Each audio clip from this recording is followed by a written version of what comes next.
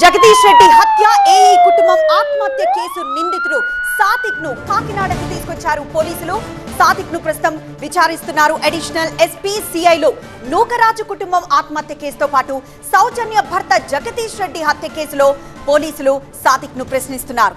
అయితే తాను ఎవరిని బెదిరించలేదు అంటున్నాడు సాదిక్. సాదిక్ కస్టడీకి పిటిషన్ దాఖలు చేయనున్నారు పోలీసులు. సాదిక్ కు వైద్య పరీక్షల అనంతరం మ్యాజిస్ట్రేట్ ఎదుట హాజరుపరచనున్నారు సర్పవరం పోలీసులు.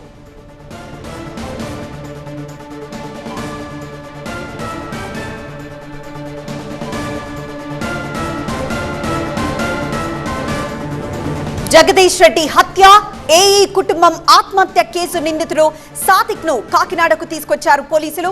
సాదిక్ ను ప్రస్తుతం విచారిస్తున్నారు.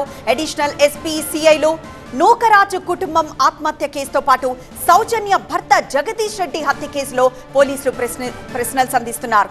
అయితే తాను ఎవరిని బెదిరించలేదు అంటున్నాడు సాదిక్.